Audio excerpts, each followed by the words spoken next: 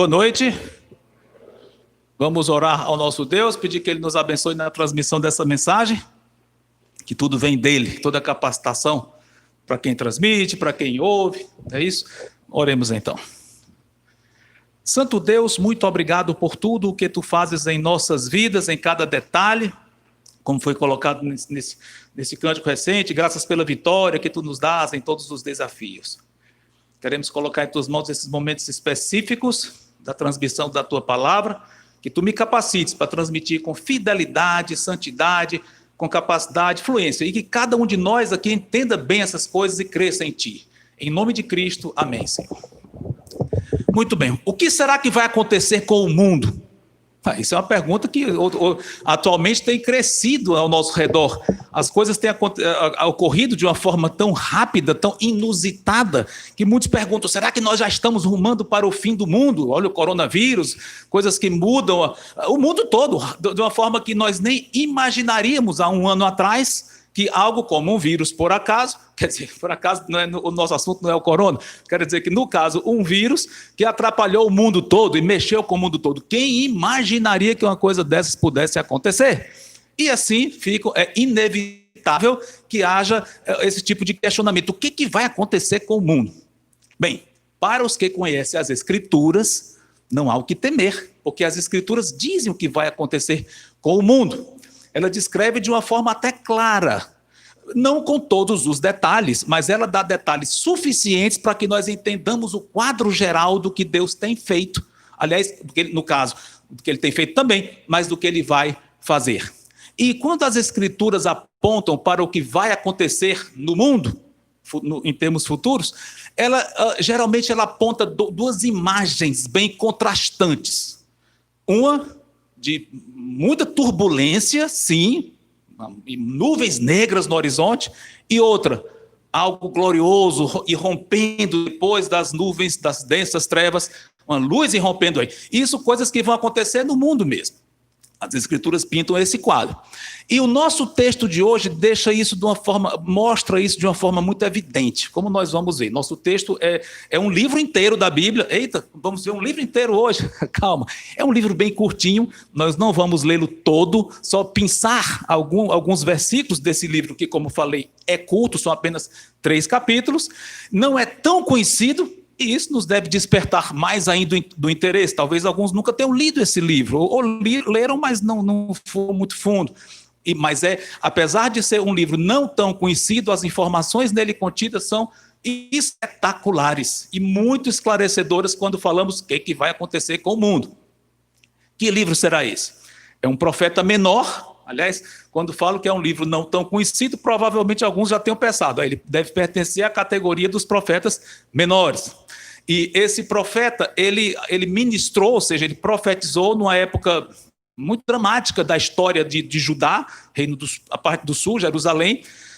Na ocasião em que ele profetizou, o reino do norte já tinha sido levado cativo há uns 100 anos, ou seja, quando falava nos judeus, não se pensava em reino do norte, Israel, capital Samaria, já tinha sido levado pelos assírios, ou seja, o reino se resumia à parte sul, chamado de Judá, capital Jerusalém, onde ficou um reino davídico ali, sempre contínuo, desde o começo, nunca deixou de ter até o cativeiro babilônico. Enfim, ele profetizou nessa época em que só havia o reino do sul, e o reino do sul estava em seus últimos anos, em seus últimos dias, ou anos mesmo. Por quê? Logo depois desse profeta, desse ministério, veio o grande cativeiro babilônico, que levou o reino do sul, e depois eles voltaram, é outra história, tá? Enfim, já deu para perceber que estamos falando de alguém que profetizou no século 7 a.C., ou seja, no ano 600 e alguma coisa. Sim, ele profetizou no reinado de Josias, que foi o último dos bons reis de Judá.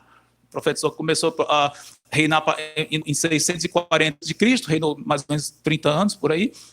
E logo depois dele, uma sucessão de reis ruins, 4 reis fracos, ruins mesmo, e então chegou Nabucodonosor e varreu tudo, levou para a Babilônia numa série de invasões, ok? Bom, já deu para perceber quem é esse. Vou dar mais uma dica sobre esse profeta.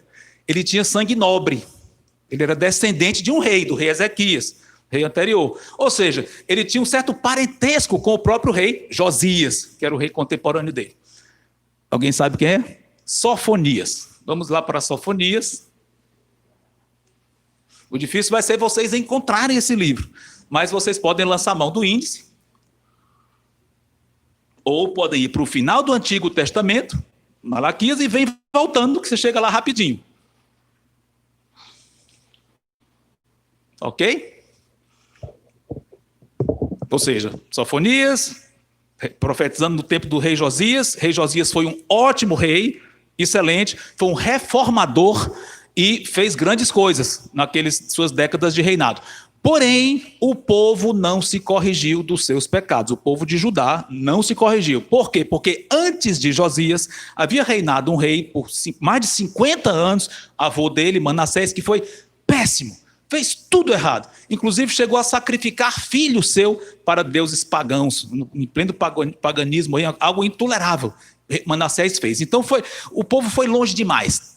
Então, apesar das reformas religiosas que Josias fez, mas não mexeu com o coração do povo. Não tinha mais jeito. O exílio era inevitável. O exílio babilônico que veio, como mencionei, pouco depois desse período aqui. Tá bom? Bom, Sofonias descreve bem o cenário do que vai acontecer com o mundo. E nós vamos ver aqui, como comentei, duas imagens bem contrastantes uma com a outra, e ambas compõem o quadro geral do final. Imagem de trevas, turbulência e um futuro glorioso para o povo de Deus. A gente vê isso de uma forma muito clara, entrelaçado aqui na profecia dele. Aliás, nem tanto entrelaçado. Por quê? Porque nos 2 primeiros capítulos ele carrega todas as informações dele na parte negra, digamos assim, na parte da grande tribulação que vai vir sobre o mundo todo. E no 3º capítulo, a parte final, é que ele fala do sol raiando aí, essa era nova e maravilhosa. Tá? Então, a maior parte dele é falando disso. Vamos ver aqui alguns versículos, como falei, não vamos ler o livro todo, mas só alguns versículos, e vamos nos deter um pouquinho mais no finalzinho, tá? Vamos lá então para o capítulo 1, versículos 2 e 3. Olha como ele descreve aqui o que vai acontecer com o mundo. De fato, consumirei todas as coisas sobre a face da terra, diz o Senhor. Consumirei os homens e os animais, consumirei aves do céu e os peixes do mar, e as ofensas com os perversos, e exterminarei os homens de sobre a face da terra, diz o Senhor. Temos aqui um juízo universal, aqui, um juízo mundial. Mas ele começa a focar mais especificamente também. Olha só o que ele vai dizer no versículo 4, logo em seguida. Estenderei a mão contra Judá e contra todos os habitantes de Jerusalém. Exterminarei deste lugar o resto de Baal, o nome dos ministrantes dos ídolos e seus sacerdotes. Ou seja, ele enfoca bastante em Judá especificamente. Fala de Judá, fala das nações. Okay? Versículos 14 a 16. Nós vemos aqui uma descrição do dia do Senhor. Antes de você ler, o que é dia do Senhor? Os judeus, naquela época, eles sabiam que havia promessas maravilhosas de uma restauração futura, e eles ansiavam por isso. Então, quando falava em dia do Senhor, o israelita normalmente pensava, vai ser muito bom o dia do Senhor, porque Deus vai nos livrar dos nossos inimigos, não vai mais ter problemas, etc, etc. Só que a mensagem de Deus é, o dia do Senhor vai realmente... Bom, estou parafraseando, evidentemente não há um versículo que diga isso, mas o sentido é, realmente vai ter uma época áurea, porém, antes dessa época áurea, como temos comentado, um período de densas trevas, de muitos problemas gravíssimos para o mundo todo e para o judeu. Então o esclarecimento aqui, Sofonias faz de uma maneira muito clara, muito direta. Olha só o versículo 14. Sofonias 1, 14, ele vai descrever que o dia do Senhor é bem diferente do que os judeus esperavam. Está perto o grande dia do Senhor, está perto e muito se apressa. Atenção, o dia do Senhor é amargo e nele clama até o homem poderoso. Aquele dia é dia de indignação. Olha quantas descrições Sofonias faz. Ele fala 10 vezes aqui a palavra dia de. Olha como ele descreve esse cenário tenebroso. Versículo 15, voltando. Aquele dia é dia de indignação, dia de angústia, de alvoroço, desolação, escuridade e negrume, dia de nuvens e densas trevas, dia de trombeta e de rebate contra as cidades fortes e contra as torres altas. Ou seja, um dia muito ruim, como temos comentado, o quadro bem negro aqui. Versículo 17. Trarei angústia sobre os homens, E eles andarão como cegos, porque pecaram contra o Senhor, e o sangue deles se derramará como pó, e a sua carne será atirada como esterco. Nem a sua prata, nem o seu ouro os poderão livrar no dia da indignação do Senhor, mas pelo fogo do seu zelo a terra será consumida, porque certamente fará destruição total e repentina de todos os moradores da terra. É um quadro muito claro. Alguns podem dizer, e os detalhes? Podemos não saber, mas é muito claro o que Deus está falando aqui através de Sofonias. Vai ter um período de grande provação mundial e acabamos de ler. Vai ter uma destruição rápida de, segundo é colocado, todos os moradores. Entendemos que seja uma linguagem de generalização, não significa 100%, como nós vamos ver adiante, mas grande parte. Grande parte do mundo vai sucumbir. A ideia é essa. Logo em seguida, é curioso que Sofonias começa a falar de nações específicas. Já vimos que ele falou das nações em geral, falou de Judá, e agora ele vai falar especificamente de algumas nações ou povos perto de Judá. Judá é o centro, então ele vai falar, é curioso que ele fala dos 4 pontos cardeais. Ele vai falar de povos que ficam logo a leste, ou seja, ao ocidente, depois fala de o vizinho logo ao oriente, e depois vai prosseguindo. Por exemplo, no versículo 4, do capítulo 2, versículo 4, ele diz: Gaza será desamparada, Asquelon ficará deserta, Asdod ao meio-dia será expulsa, e Ecrom desarraigada. Filisteus, o povo que habitava ali, quase no meio do povo de Israel, mais para o ocidente, ali no litoral ali do mar Mediterrâneo. Logo em seguida, os vizinhos do outro lado, do lado direito, do lado leste, oriente. Versículo 8. Ouvi o escárnio de Moabe e as injuriosas palavras dos filhos de Amon, com que escarneceram do meu povo e se gabaram contra o seu território. Amon e Moabe, povos vizinhos dos judeus do outro lado. Agora ele vai falar do sul. Olha o versículo 12. Um só versículo que ele fala desse povo aqui, que cairá sob a tribulação também. Diz assim: Também vós, ó etíopes, sereis mortos pela espada do Senhor. Etíopes são africanos. Aqui literalmente são cuxitas, descendentes de Cuxi. O original é isso. Então entendemos que sejam os povos ali do norte da África. E pega o Egito, Etiópia, Sudão, por ali. Então esse povo também vai incorrer, segundo o Sofonias coloca, na ira, sob a ira do Senhor. E falta que direção aqui das 4? Leste, oeste, sul e norte. Agora ele vai falar do norte. Olha o que vai acontecer com a nação que estaria no norte. Versículo seguinte. 13, Sofonias 2 e 13. Ele estenderá também a mão contra o norte e destruirá a Assíria e fará de Nínive uma desolação e terra seca como um deserto. Uma profecia impressionante. Por quê? Porque a Assíria, que era a maior potência mundial daqueles dias, ia começar a sucumbir e ia ser substituída, ou seja, atacada pela Babilônia, como já comentei, mas ela ainda era poderosa. E Sofonias prediz aqui a destruição de Nínive aqui, que ocorreu pouco depois dele. Então, as 4 direções aqui, povos perto dos judeus, iriam sofrer bastante. Pulando para o capítulo seguinte, versículo 8, já estamos quase terminando com essa parte aqui da desolação, das trevas, dessa nuvem tenebrosa. Capítulo Sofonias 3 e 8, fechando essa parte aqui da negritude, aqui dessas nuvens negras, olha o que ele diz. Esperai-me, pois, a mim, diz o Senhor, no dia em que eu me levantar para o despojo, porque a minha resolução é ajuntar as nações e congregar os reinos, para sobre eles fazer cair a minha maldição e todo o furor de minha ira, pois toda essa terra será devorada pelo fogo do meu zelo. Então ele fecha aqui essa questão e agora a profecia vai mudar de tom radicalmente.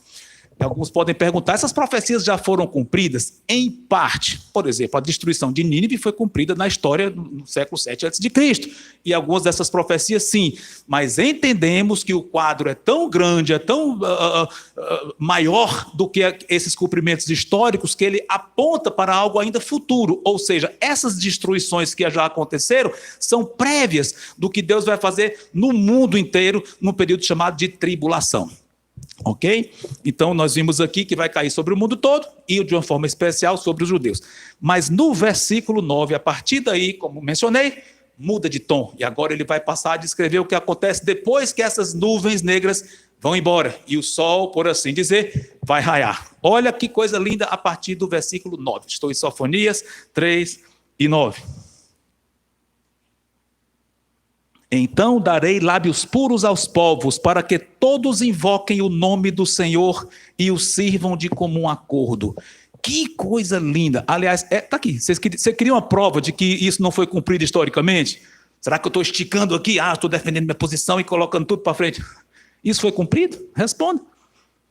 Quando foi que Deus deu o lábio puro a todos os povos e as nações? Todas as nações do planeta se converteram e passaram a adorar o Senhor Jesus Cristo e a servir o Senhor Jesus Cristo. Quando isso foi cumprido na história? Nunca até hoje. É óbvio. O mundo sempre foi hostil a Deus e sempre será até que chegue esse dia. Aí sim vai ter o momento em que as nações todas vão pertencer ao Senhor, vão crer no Senhor Jesus Cristo, vão adorá-lo, vão ter o coração purificado e vão servi-lo de comum acordo, como aqui diz. É futuro. E entendemos, à luz de outras passagens das Escrituras, que isso ocorrerá na segunda vinda de Cristo. Alguém pode perguntar, mas como é que isso combina com a profecia anterior que Deus ia destruir tudo? Já comentei.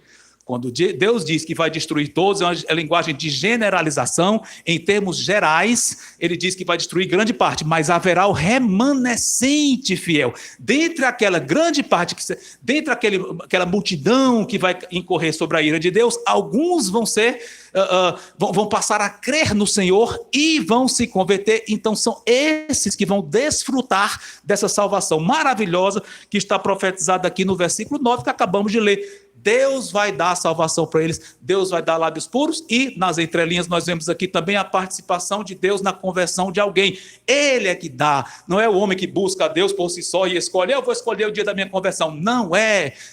Graças a Deus, porque se você é um crente no Senhor Jesus Cristo, graças a Deus por isso. Mas saiba que no dia que você decidiu ir até o Senhor, tudo bem, na parte humana você diz eu quis ir, com certeza. Mas por trás disso, Deus já estava tocando no seu coração e Ele soberanamente lhe deu vida, estava lhe dando vida pelo Espírito Santo, de forma que você quis ir até Ele. É assim a conversão de alguém, a soberania de Deus. E nós vemos isso aqui de uma forma clara, dizendo que em plena época da tribulação, entrando na segunda vinda, é isso que ele vai fazer com todos os povos e o mundo todo vai ser salvo, pelo menos nessa geração inicial. A palavra de Deus diz que o conhecimento da glória de Deus se espalhará pelo mundo todo, vai ser como as águas cobrem o mar. Temos duas referências distintas que falam a mesma coisa, que repetem isso. Vai ser maravilhoso. Mas vamos prosseguir aqui com mais informações sobre esse tempo tão glorioso. Estou em Sofonias 3, versículo 10.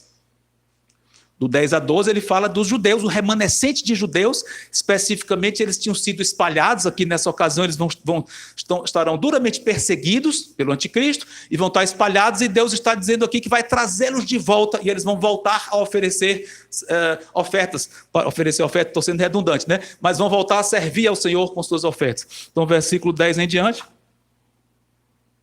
Da além dos rios da Etiópia, os meus adoradores, que constituem a filha da minha dispersão, me trarão sacrifícios. Naquele dia não te envergonharás de nenhuma das tuas obras com que te rebelaste contra mim. Então tirarei do meio de ti os que exultam na sua soberba, e tu nunca mais te ensoberbecerás no meu santo monte.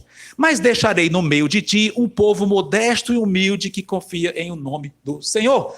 Ou seja, judeus, muitos vão morrer na incredulidade, sim, mas o remanescente inteiro vai ser salvo. Aliás, o livro de Zacarias diz até o percentual desses judeus que serão salvos. Interessante. Judeus, 2/3 vão ser eliminados e 1/3 vai se converter, no caso ao Senhor Jesus Cristo. Mas vamos voltar para Sofonias, versículo 13. Os restantes de Israel não cometerão iniquidade, nem proferirão mentira, e na sua boca não se achará língua enganosa, porque serão apacentados. Deitar-se-ão e não haverá quem os espante. Serão apacentados, eles se alimentarão como uma ovelha alimentada pelo seu pastor. Eles vão ser pastoreados ali, ter alimento. Versículo 14, atenção nesses versículos. Aliás, para aquelas pessoas que já são, pelo menos já estiveram aqui na igreja algumas décadas atrás, um cântico que nós entoamos algumas vezes no coral há muitos anos, é exatamente baseado nesse texto aqui. Os mais antigos na igreja vão se lembrar. Um cântico lindíssimo, que é exatamente baseado nos versículos 14 a 17. Sofonias 3, 14. Canta, ó filha de Sião, rejubila, ó Israel, regozija-te de todo o coração, exulta, ó filha de Jerusalém. O Senhor afastou as sentenças que eram contra ti e lançou fora o teu inimigo. O rei de Israel, o Senhor, Yahvé aqui, está no meio de ti. tu já não verás mal algum. Naquele dia se dirá a Jerusalém: não temas, ó Sião, não se afrouxem os teus braços. O Senhor teu Deus está no meio de ti, poderoso para salvar-te.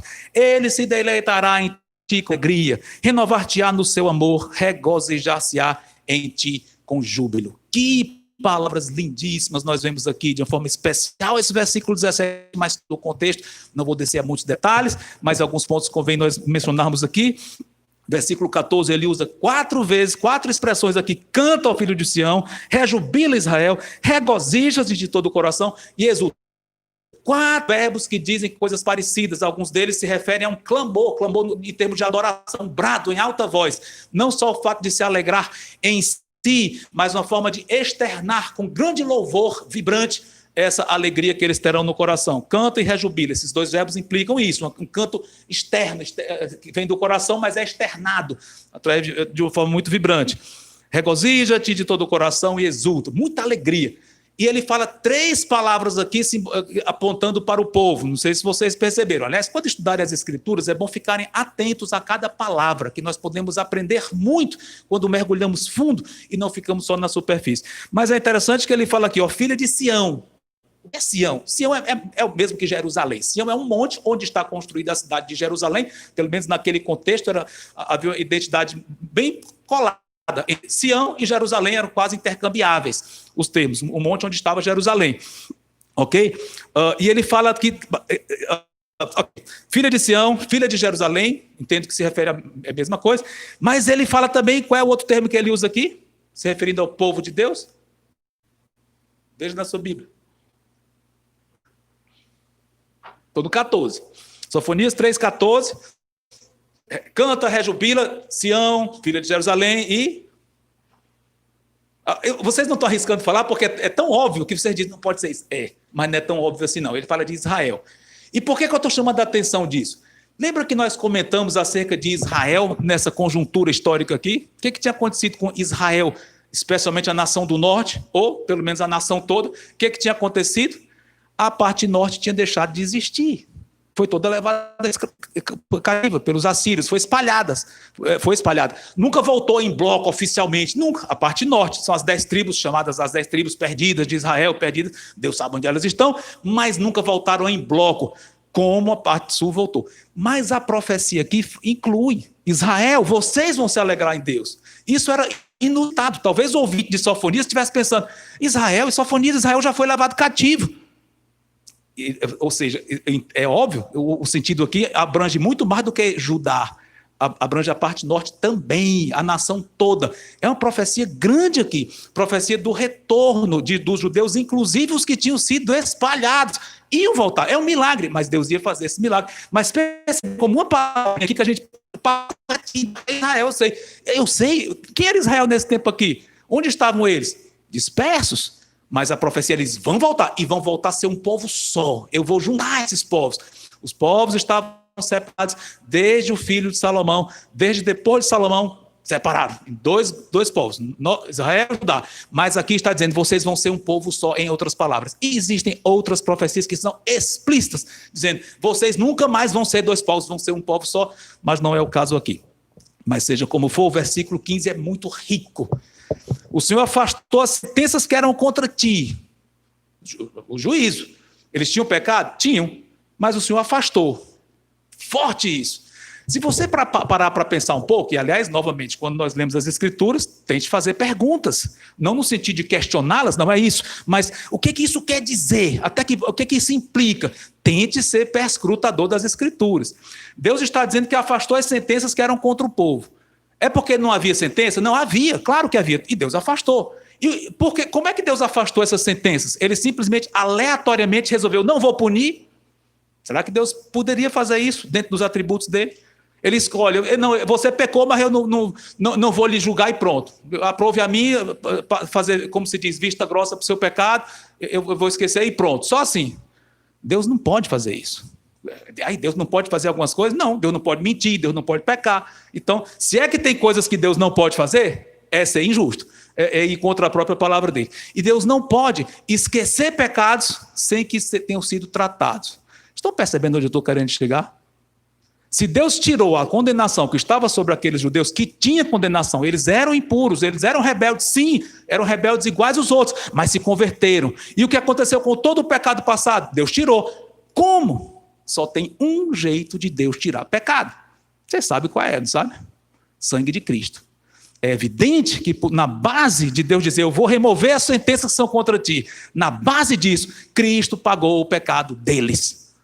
E para que eles lancem mão desse perdão, tinha que haver conversão da parte deles. Eles crerem e se arrependerem.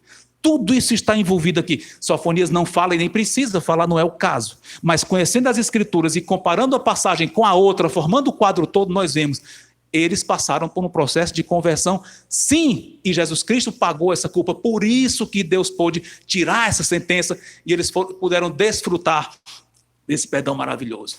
Que coisa linda aqui, não é? Continuando, diz que Deus lançou fora o seu inimigo. Que inimigo? Vejo dois aspectos. Um, inimigo literal. Nessa época aqui, os judeus vão estar terrivelmente perseguidos pelo anticristo, que é o império, um grande ditador mundial, e Deus vai removê-lo. Cristo vai matá-lo diretamente, frente a frente. Cristo vai tirá-lo. E ele vai vir para o lago de fogo. Isso a Bíblia diz de uma forma muito clara em outras passagens. Os inimigos de Israel que vão estar acampados ao redor de Jerusalém ali, vários exércitos, vão ser destruídos rapidamente também. Então, Deus vai afastar literalmente os inimigos dele? Vai. Mas eu vejo que por trás dos inimigos terrenos físicos existe um inimigo espiritual que incita aquelas pessoas. Quem? Satanás. Satanás vai ser preso, vai ser banido da terra por 1000 anos aqui, e Deus vai afastar o inimigo de Israel, no caso. Mas a última frase aqui as últimas frases. O rei de Israel, o Senhor está no meio de ti, tu já não verás mal algum. O rei de Israel está no meio de ti. Pararam para pensar nas implicações disso? O rei de Israel vai estar no meio deles. Em que sentido? No sentido de que Cristo está no meio do seu povo espiritualmente. Por mais maravilhoso que seja isso, e mas é o caso? Não. Fisicamente. Nós temos diversas passagens nas Escrituras que deixam claríssimo que Cristo estará reinando em Israel. Ele volta fisicamente em glória visível e vai reinar lá em carne e osso. Digo isso com toda a reverência, mas em carne e osso literais, um corpo glorificado. Sim, mas vai estar reinando lá. Tem uma passagem no livro de Salmo, eu acho ótima essa passagem, porque há um salmo messiânico que grande parte dele aponta para o sacrifício de Cristo, descreve com muitos detalhes a crucificação. O Salmo de Davi, 1000 anos antes de Cristo, naquela época nem havia crucificação, que se saiba, mas ele descreve alguém morrendo de uma forma impressionante, que combina com Cristo morrendo. Eu tenho certeza que todos vocês conhecem esse salmo, porque ele começa logo citando a frase de Cristo na cruz. Deus meu, por que me desamparaste? Que salmo é esse? 22. Em certo ponto desse salmo, há uma guinada. A partir de um certo versículo, a pessoa que havia morrido ali, dentro da descrição, começa a falar com outro tom. Não está mais sofrendo, não está sofrendo tudo que é descrito. Olha Salmo 22 e 22.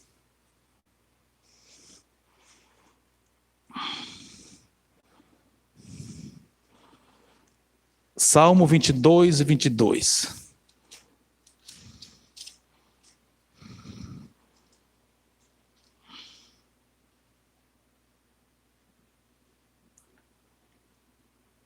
Salmo 22 até o 21, morte de Cristo. Descreve de uma forma impressionante. Posso contar meus ossos, a língua se me apega ao céu da boca, eles estão ao meu redor, estão me encarando, estão zombando de mim. Ele descreve perfeitamente, me traspassaram as mãos e os pés, perfeitamente a morte na cruz. Mas no versículo 22, muda. Olha o que ele diz aqui. A meus irmãos declararei o teu nome, cantar-te-ei louvores no meio da congregação. Júbilo, daqui para frente.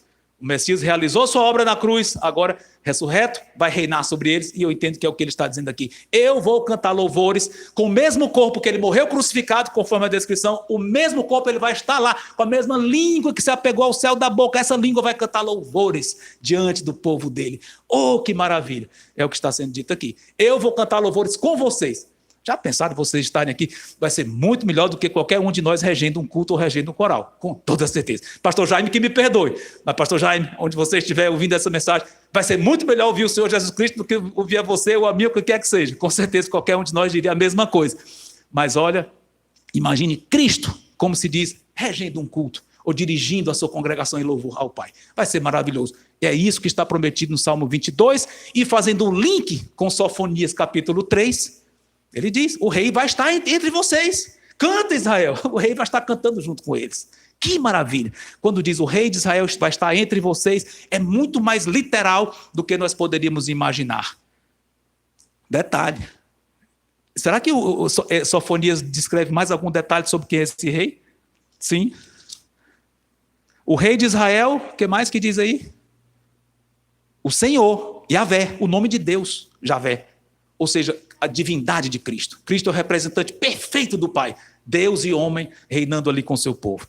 E ali diz, está no meio de ti literalmente, e não verás mal algum. Versículo 17, nós já lemos, algo inusitado aqui, maravilhoso. Ele está dizendo que o povo, ele enfatiza que o povo deve se alegrar em Deus, não é isso? Como ele usa mais expressões dizendo, povo, se alegrem em Deus.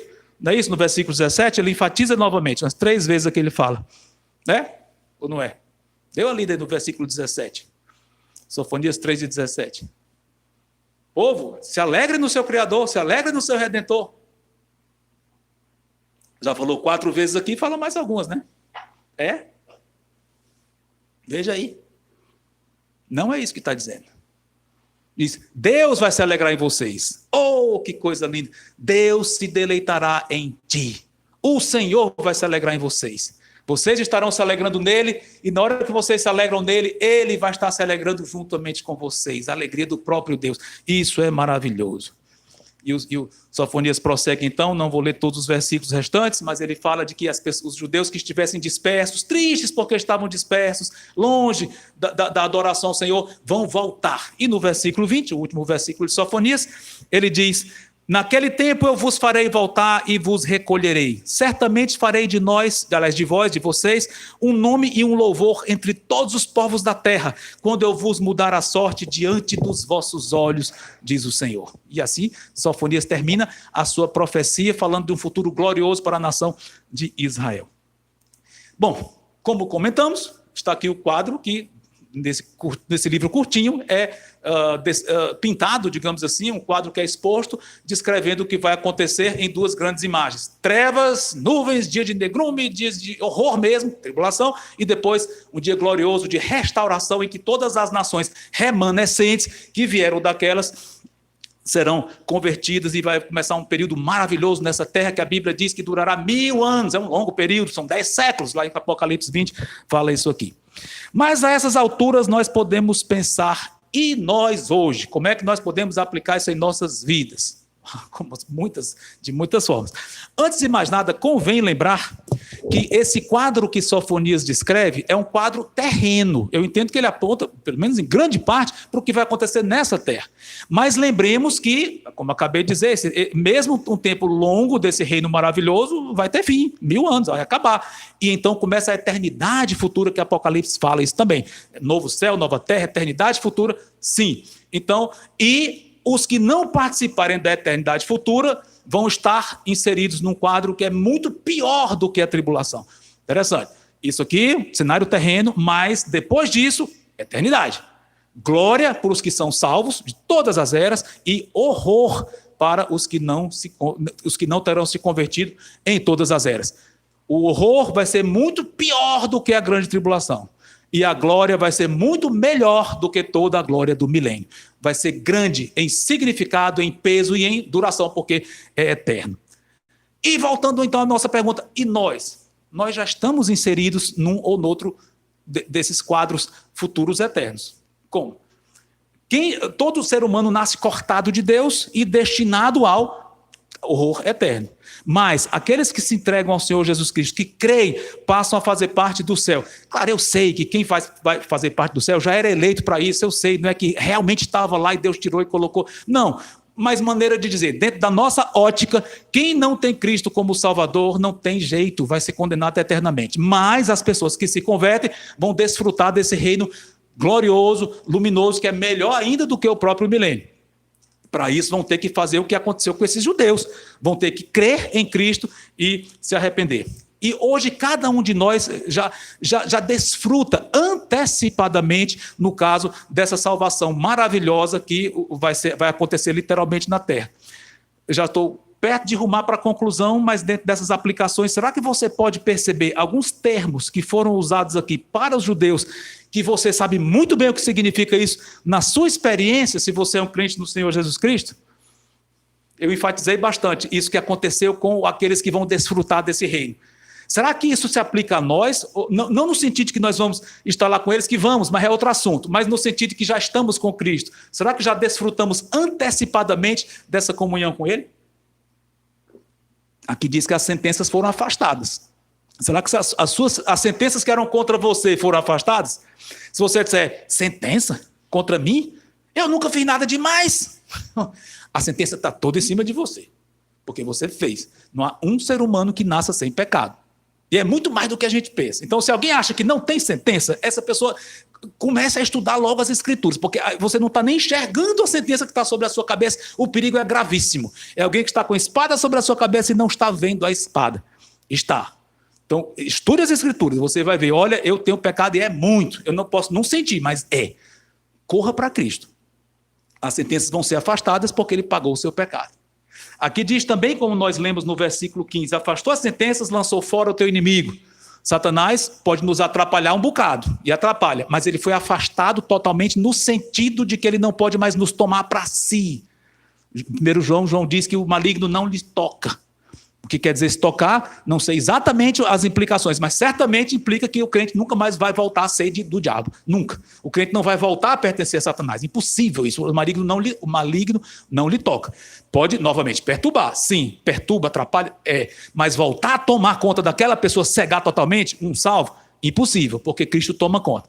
Então, nesse sentido, Cristo afastou o nosso inimigo. O rei de Israel está entre nós. Aí sim, hoje no sentido espiritual. Ele não está aqui fisicamente.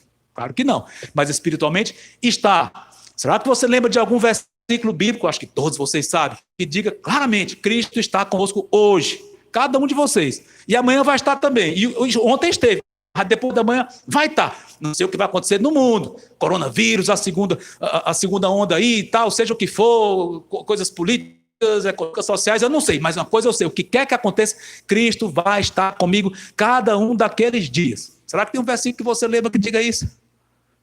Grande comissão, finalzinho de Mateus, eis que estou convosco todos os dias até a consumação do século. Ele está com você, Ele está comigo, Ele está conosco, que conhecemos a Ele. Ou seja, essas maravilhas que vão ser usufruídas, no caso aqui ele especifica os judeus, claro, e vai ser aplicado também às demais nações, mas já aconteceu conosco hoje em termos espirituais. Nós já usufruímos.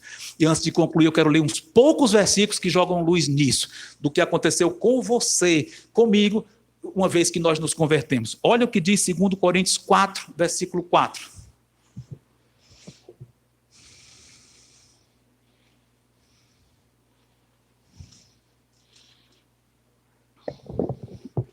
Eu quero ler o 3 e o 4.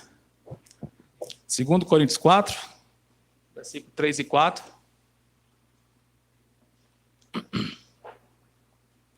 Mas se o nosso evangelho ainda está encoberto, é para os que se perdem que está encoberto. É 2 Coríntios 4, 3 e 4. O nosso evangelho está encoberto? Está, para os que se perdem. Nos quais, versículo 4, o Deus desse século, no caso é Satanás, o diabo, cegou o entendimento dos incrédulos, para que lhes não resplandeça a luz do evangelho da glória de Cristo, o qual é a imagem de Deus.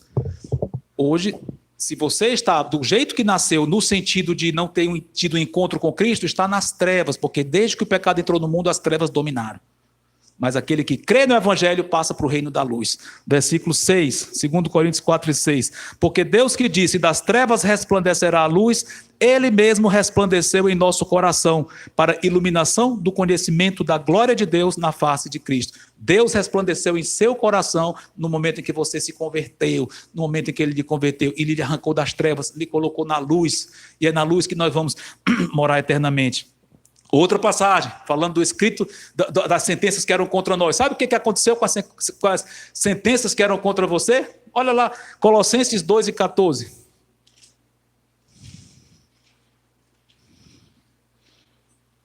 Colossenses 2:14, diz assim: tendo cancelado o escrito de dívida que era contra nós e que constava de ordenanças, o qual nos era prejudicial, removeu inteiramente, encravando na cruz. Sabe o resultado disso? Romanos 8:1. Estou dando um passeiozinho aqui, mas já estou quase terminando. Esse passeio aqui já é marcando, mostrando as aplicações finais disso. Mas olha, Romanos 8:1, consequência do escrito que era contra nós ter sido tirado. Um versículo bem conhecido, talvez alguns de vocês pudessem até citar decorado. Diz assim: agora, pois, já nenhuma condenação há para os que estão em Cristo Jesus. Olha só, nós usufruímos dessas coisas antecipadamente. Meus irmãos e minhas irmãs, a lição aqui é óbvia. Não sabemos o que vai acontecer daqui para frente em termos de detalhes debaixo do sol, não sabemos, mas que a história ruma para isso aqui, com toda certeza. O que quer que aconteça em termos de saúde, políticos, econômicos, seja de que área for, vai convergir nisso aqui, um quadro muito sério no futuro, ruim no sentido de terrível, tenebroso, tribulação, vai, mas depois uma glória muito grande. Quanto a nós que somos crentes, eu entendo que nós não vamos passar por esse período tenebroso. Ele pode começar em breve? Pode, eu não estou afirmando que vai. Ninguém pode dizer quando vai começar a tribulação, não sabemos. Mas eu entendo, com base nas Escrituras, que a igreja vai ser poupada e vai ser tirada da terra antes disso. Mas é outro assunto, não vou nem desenvolver isso aqui agora. Não vamos entrar nisso, vamos estar na presença de Cristo antes disso, mas vimos esse quadro que vai acontecer. Então, nós não sabemos os detalhes que vai acontecer até lá, mas o final é isso: tribulação, vinda de Cristo, reino glorioso, eternidade futura. E cada um de nós, no seu curto período de vida, vai ter uma eternidade pela frente. Seja os que se converteram e vão estar na luz com Cristo, seja os que não se converteram e vão estar em trevas. Conclusão óbvia para cada um dos grupos. Se o seu caso é que você nunca passou por esse processo, talvez nem esteja entendendo direito o que a gente está comentando aqui, busque as Escrituras. Porque muito mais importante do que você saber o que vai acontecer com o corona, etc, etc, etc, muito mais importante são as implicações eternas da sua alma, porque sua vida é efêmera. A qualquer momento nós vamos embora e a eternidade está aí pela frente. E o seu destino eterno vai depender de uma decisão que você tomou ou não tomou aqui em vida. Aceitar a Cristo ou a decidir não aceitar. Isso vai depender. Então, corra para Cristo enquanto é tempo. E para nós que já conhecemos o Senhor Jesus, eu disse que nós não vamos passar pela tribulação, creio que não. Mas a parte da vinda de Cristo, nós vamos participar? Sim, você vai ver isso aqui acontecer. Isso que está profetizado a partir no finalzinho de Sofonias capítulo 3, nós vamos vir com Cristo, nós vamos estar com Ele aqui, já com corpos glorificados, nós vamos usufruir disso. Mas enquanto estamos aqui, vivamos de uma forma tal que cada dia de sua vida tem implicações eternas maravilhosas. Como? Conhecendo o Deus que lhe salvou, conhecendo o Senhor Jesus, usufruindo do fato dele estar com vocês todos os dias, crescendo no conhecimento da palavra dele. E eu quero finalmente encerrar com 3 frases que ele disse, não vou comentar quase nada depois disso, mas que pesem no seu coração essas palavras que ele disse para os seus discípulos pouco antes dele partir, quer dizer, pouco antes dele ser traído, morrer, depois ressuscitou e partiu, pouco antes, ele prevenindo os seus apóstolos, no caso do que ia acontecer, muitas dificuldades aqui, sim, vai ter dificuldade, mas olha essas passagens aqui, todas 3 estão no mesmo discurso do Senhor Jesus, e é com elas que eu vou encerrar. João 14, 23, João 14, 23, último discurso de Cristo com seus discípulos, que palavras de ânimo, e corroboram aquilo que temos comentado.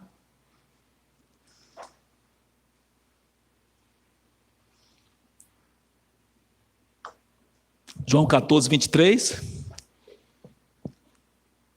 Respondeu Jesus: se alguém me ama, guardará a minha palavra, e meu Pai o amará, e viremos para ele e faremos nele morada. Ele habita com você, habita em mim através do seu Espírito. João 15, versículo 11.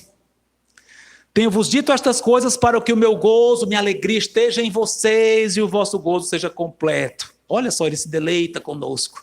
Nem nós vimos lá em Sofonias 13:17. Eu quero que vocês se deleitem comigo. E o que foi que ele fez para isso? Claro, ele morreu por nós, mas aqui imediatamente tenho dito essas coisas. A palavra dele nos dá o deleite. seja, quer se deleitar no Senhor? Mergulhe nas Escrituras, viva as Escrituras, e você vai conhecer o deleite do Senhor. E, finalmente, João 16:33, como ele encerra esse discurso aqui, e é como eu vou encerrar aqui a mensagem. João 16:33, essas coisas vos tenho dito para que tenhais paz em mim. No mundo passais por aflições, mas tende bom ânimo, eu venci o mundo. Que nós conheçamos a Cristo intimamente, tenhamos a sua paz, sua alegria, sirvamos a Ele de todo o nosso coração e não, as coisas que quer que venha acontecer aquilo não vão nos perturbar, mas vão confirmar a nossa vida com o Senhor, nosso ministério, e vão nos fazer ansiar cada vez mais para o dia que vamos estar na presença dEle próprio. Amém? Vamos orar. Santo Deus, muito obrigado por essas palavras. Te peço que Tu tenha tocado em corações aqui hoje à noite e despertado o interesse de Te conhecer mais. Muito obrigado em nome de Cristo. Amém, Senhor. Bom, quer falar alguma coisa? Ok.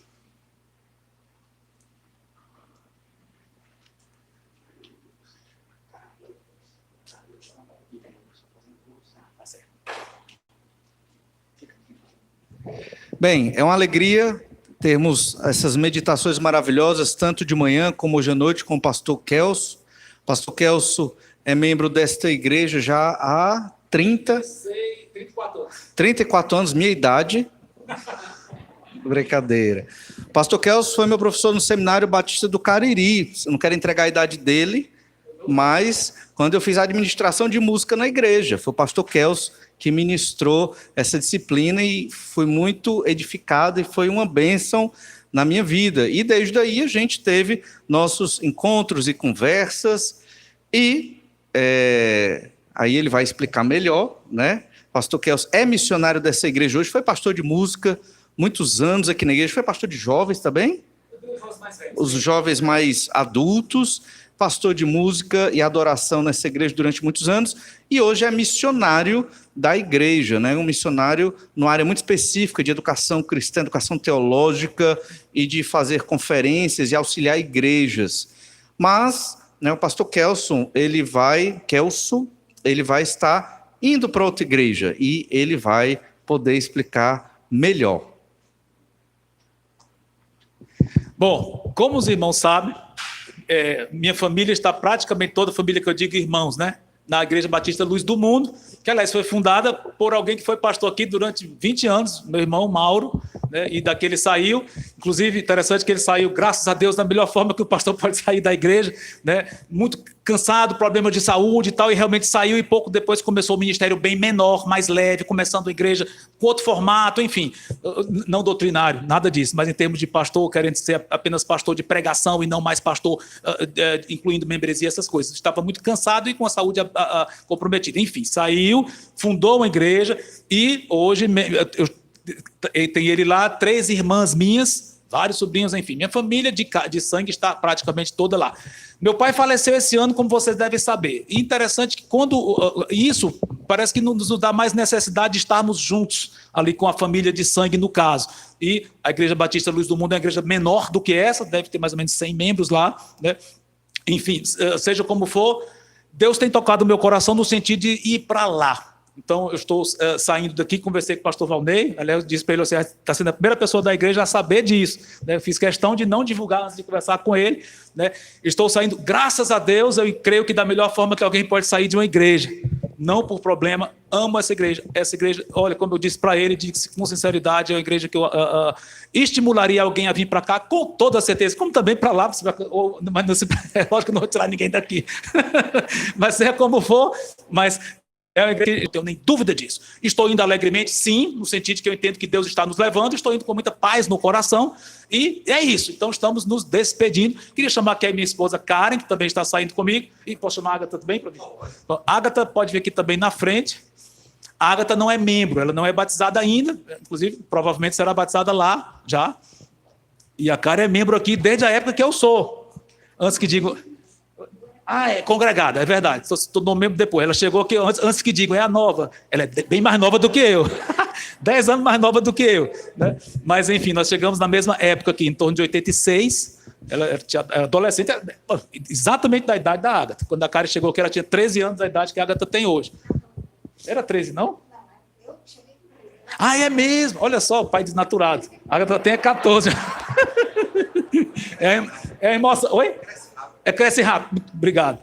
É isso mesmo. Até 14 já, está velha. Entendeu? Mas, enfim, então nós estamos saindo aqui, eu e a Karen, a Agatha saindo, está conosco, né, mas não da membresia. E é isso. Então, queremos agradecer muito à igreja.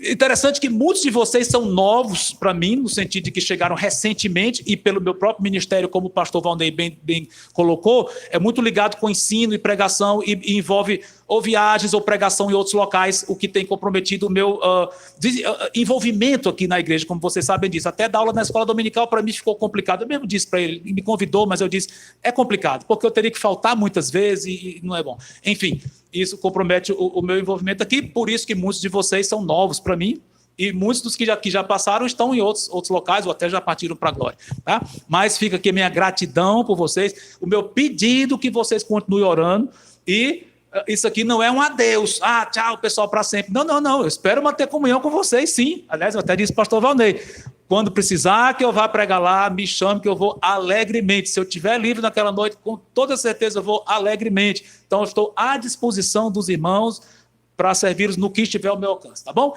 Agora, conto com as orações de vocês como vocês estão na minha. Na Igreja Manancial está nas minhas orações e vai continuar.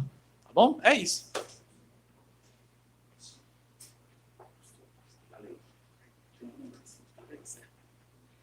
A gente fica triste, mas a gente entende, porque a família do pastor Kelso está lá, a gente compreende todo esse cenário. Vamos ficar tristes, mas alegres por saber que o pastor está indo por uma boa razão e continua sendo missionário, certamente, aqui da nossa igreja. E temos uma lembrança que a irmã Aglaê vai trazer aqui, né, uma lembrança para lembrar, obviamente, redundantemente falando, para lembrar da igreja.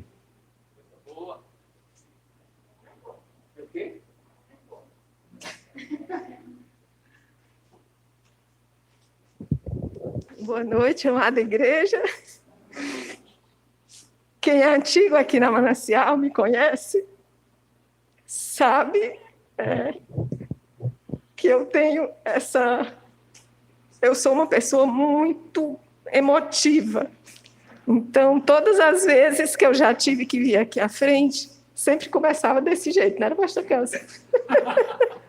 Depois melhorava, mas sempre começava. E hoje, então, é um dia muito especial para que eu sinta todo o sentimento que eu estou sentindo hoje. Eu cheguei nessa igreja praticamente através do pastor Kelso, porque ele fazia um grupo satélite e eu fui convidada para participar desse grupo satélite. Eu já era membro de uma outra igreja e eu estava buscando um conhecimento maior de Cristo, um envolvimento maior, e me convidaram para esse grupo satélite.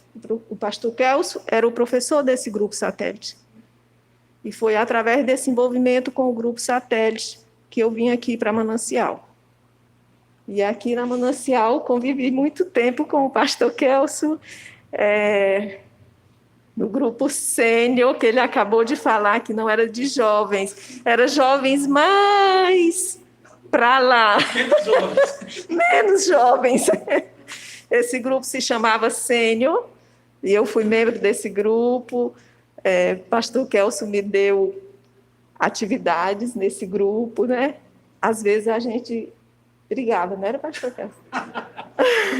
Mas sempre foi para que eu melhorasse. Não era ele que estava errado, sempre era eu. E ele sempre me ajudou.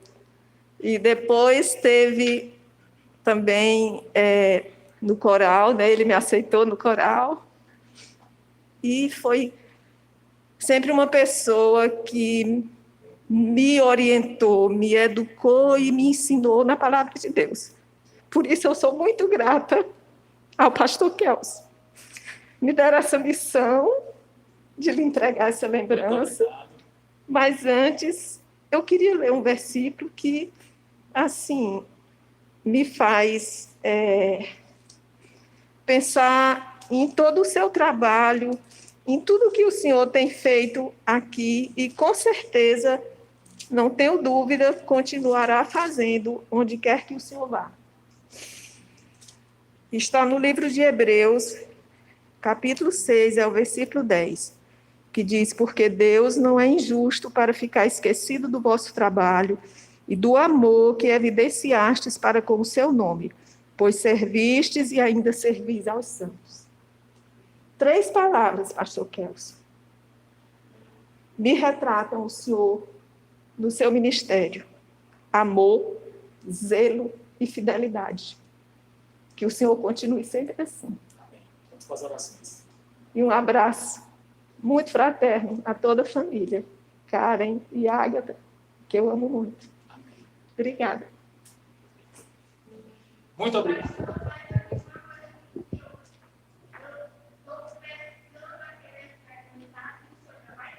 Olha, briga com ele depois. Vai ter um comes e bebes lá atrás, um bolo e um refri para todos. Aí a senhora pega ele lá atrás. Mas vamos orar, agradecer a Deus por esse tempo e em seguida, após a oração, pode? Eu já ia orar, mas não tem problema não. Bom, irmãos, é um momento assim de emoções misturadas, né? De um lado a gente tem a paz e a alegria de estarmos sendo dirigidos por Deus para a luz do mundo, mas de outro, né? São 34 anos nessa igreja, né? Mesmo lá nos Estados Unidos, a gente ainda era membro aqui. E aqui eu conheci o Kelso quando eu tinha 13 anos, né? Ele tinha 23 na época, era pedofilia naquela época, né? Mas a gente só paquerou, né? Não teve namoro. Namoro, eu tinha 19 anos do nosso primeiro namoro, né?